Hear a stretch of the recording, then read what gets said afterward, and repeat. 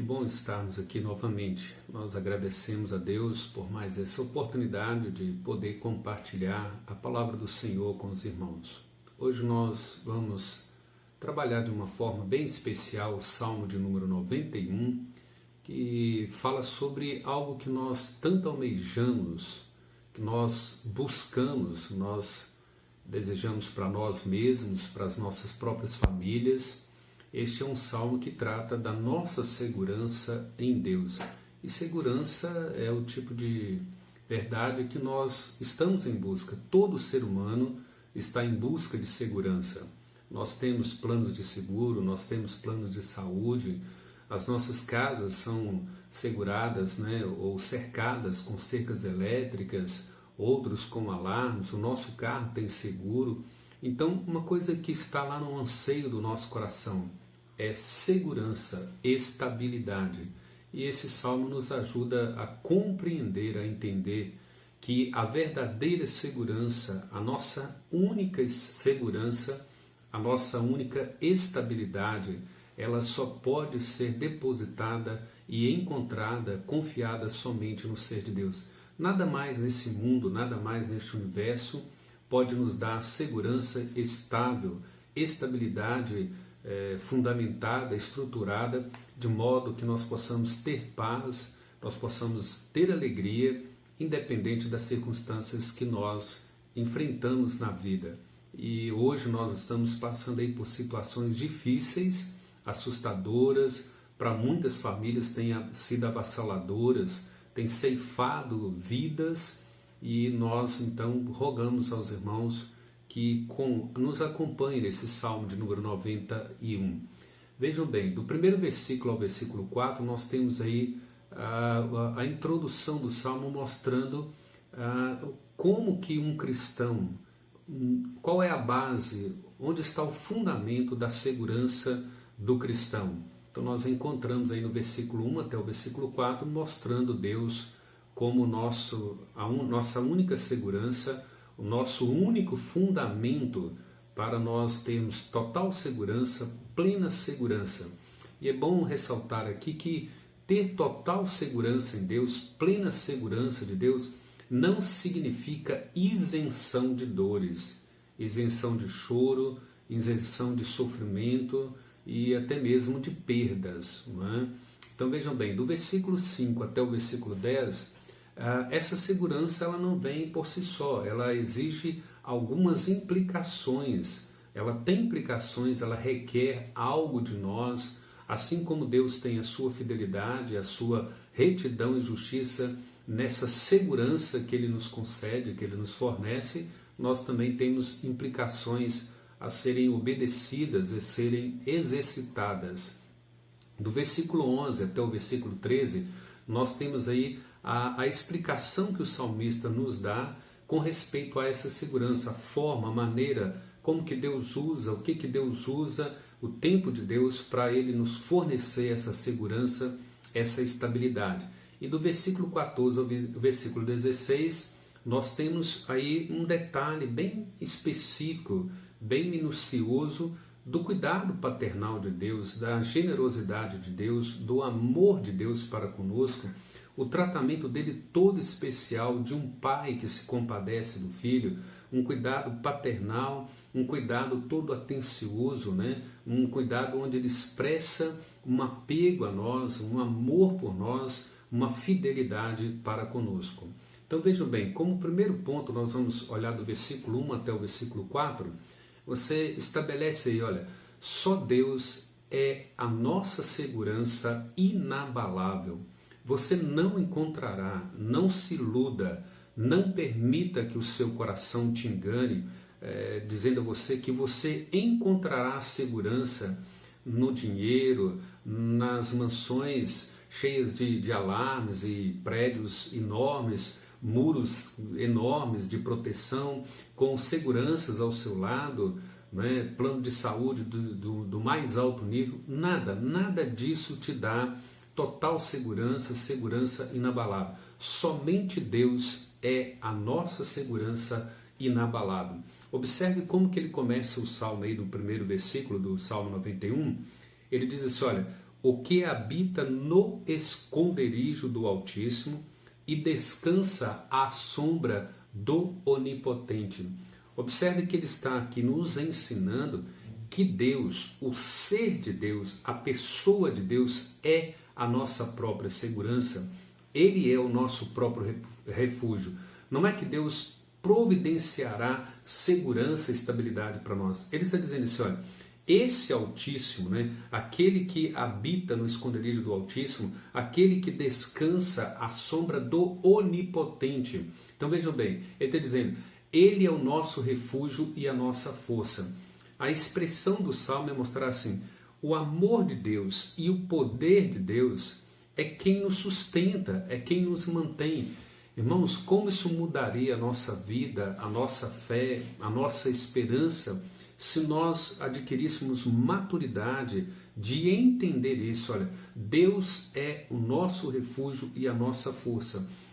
Nós precisamos entender que o amor de Deus por nós e o poder ilimitado de Deus é que nos sustenta. Vejam bem, a expressão Deus é chamado de Altíssimo e Todo-Poderoso, o Onipotente. Então o Altíssimo é a sua posição, onde ele se encontra assentado no seu alto e sublime trono, reinando sobre as nossas vidas. E ele vai enfatizar o Onipotente, aquele que tem o poder absoluto, o único que é onipotente, o único que é poderoso, então que tem e que possui um poder ilimitado. Observe que no versículo 2, o salmista vem fazer aqui uma confissão muito pessoal, né? Uma declaração de fé. Ele reconheceu a dignidade, né? O Altíssimo assentado no alto e sublime trono, ele reconheceu a onipotência de Deus, então ele faz essa declaração de fé. Ele confessa Deus como seu refúgio, como a sua segurança. Ele viu nesse Altíssimo, nesse Onipotente, a dignidade do seu ser, da sua soberania, do seu controle absoluto sobre todas as coisas. Do versículo 3 até o versículo 4, ele descreve Deus como nosso libertador, como aquele que de fato está cuidando de nós a cada instante, a cada momento, zelando pelas nossas vidas, como é descrito no Salmo 121, o fiel guarda de Israel não dormita, seus pés não vacilam, ele guarda a nossa entrada, ele guarda a nossa saída, ele não permitirá que o sol nos amoleste, nem a lua, e ele guardará a nossa vida, mostrando assim então esse lado fiel de Deus, esse amor de Deus que é o nosso libertador, é o cuidador das nossas vidas. Vejam bem, versículo 4, o seu poder de guarda é retratado por algumas imagens, até o versículo de número 3 e 4 descreve imagens das quais ele quer expressar a imagens e linguagem de figura, mostrando quem é esse ser de Deus e como ele nos livra, como ele nos protege, como ele nos guarda. Vejam bem, os perigos são comparados à armadilha de um caçador e a uma peste mortal. Ele vai dizer assim, olha, o versículo 3, pois ele te livrará do laço do passarinheiro. Então são as armadilhas da vida, do próprio diabo, dos demônios, ou seja, tudo que se levanta contra nós de forma sutil, traiçoeira, elaborando ciladas para a nossa vida. E ele fala também da peste mortal, da peste perniciosa.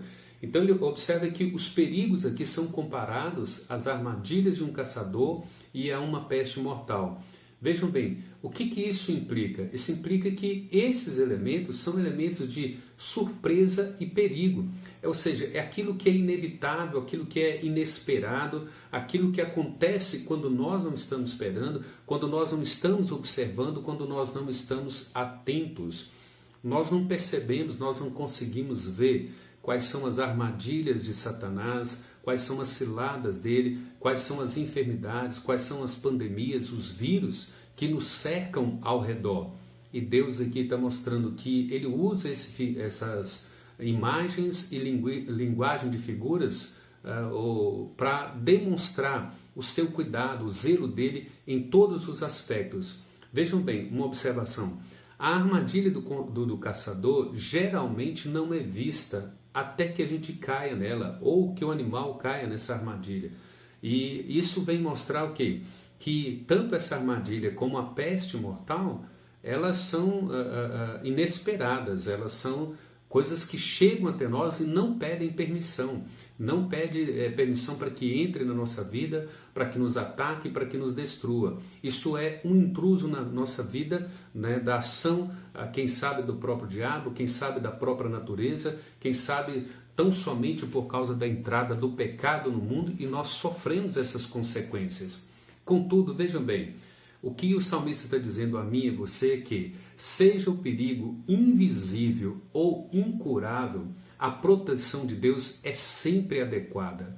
Ele está dizendo assim, olha, não importa se há alguém fazendo algo sorrateiro, sutil, né, maquinando algum mal de forma escondida, de modo a armar ciladas, a nos levar à queda, à traição, e mesmo que seja uma peste, mesmo que seja uma pandemia, mesmo que seja um mal incurável, a proteção de Deus é a única estabilidade que nós temos, é a única segurança que nós temos. Nada mais pode nos proteger dessas ciladas, nada mais pode nos guardar diante dessas pestes, dessas pandemias ou qualquer outra enfermidade incurável. Então ele está mostrando o seguinte, olha, Deus tem o controle de todas essas coisas e não somente controla o diabo, não somente controla essas ciladas, não somente controla as pestes perniciosas, como Ele é o Deus cuidador, é o Deus que cuida de forma generosa, graciosa. Ele nos trata como filhos dele, Ele não nos trata simplesmente como criaturas suas. Em Cristo Jesus nós somos tratados como filhos. Ele nos dá o direito e o privilégio de chamá-lo de Pai e Ele nos trata como filhos. Então vejam bem, quais são as implicações para você e para mim, para a gente considerar primeiramente nessa parte aí do Salmo, para que nos demais, né, a gente possa tratar aí nos próximos vídeos. Vejam bem, não apenas existe uma ternura no cuidado de Deus, mas existe um certo apego e responsabilidade da parte de Deus, existe promessa, existe aliança, existe pacto. Então ele não é só um pai generoso, cuidador. Por trás de um pai generoso, cuidador, compassivo, longânimo, existe um Deus fiel, de pacto, de aliança, que Ele não abre mão de mim, de você. O Salmo diz que ainda que meu pai, ou ainda que a nossa mãe nos desampare, Deus não nos desampara. Então nós precisamos entender isso. Não é meramente generosidade de Deus, compaixão ou benignidade. Existe por trás de tudo isso a fidelidade pactual, a fidelidade de aliança, da qual Ele não abre mão. Ele não abre mão da minha vida, Ele não abre mão da sua vida. Não é o diabo, não são as ciladas, não são as pestes perniciosas que irão nos destruir. Como eu disse, isso não implica que Deus nos isenta das pestes, Deus nos isenta de algumas ciladas. Não. Ele está dizendo, se a peste chegar, se a cilada chegar, se o caçador chegar, se qualquer outro mal chegar até nós, nada disso, não é, nos destruirá. Mesmo que nós soframos por uma pandemia, por uma peste, por uma enfermidade, mesmo que nós caiamos em algumas ciladas, sejamos atacados, traídos, Deus é a nossa segurança. Ele nos guardará em meio às ciladas, Ele nos guardará em meio à tempestade, ou Ele nos livra, ou Ele nos poupa. Ele pode nos isentar e Ele pode não nos isentar. Então a segurança, ela não depende do Estado. A segurança depende da fidelidade, da generosidade, do pacto e da aliança de Deus para conosco. E então ele nos ensina nessa questão do pavês e do escudo, da penas, mostrando esse cuidado, essa proteção, essa força de Deus. Vejam bem, como que o cristão então vê, né, o cristão que é guardado e protegido por Deus, como que ele vê Deus? O Deus paternal, cuidadoso, generoso, né, terno, misericordioso, compassivo. Contudo, o inimigo, o caçador, né, aqueles que armam ciladas, e essas pandemias e essas pestilências, elas veem Deus como um Deus forte, como um escudo forte, como um refúgio daquele que teme a Ele. Eles não podem nos destruir, porque Deus tem um propósito sobre as nossas vidas.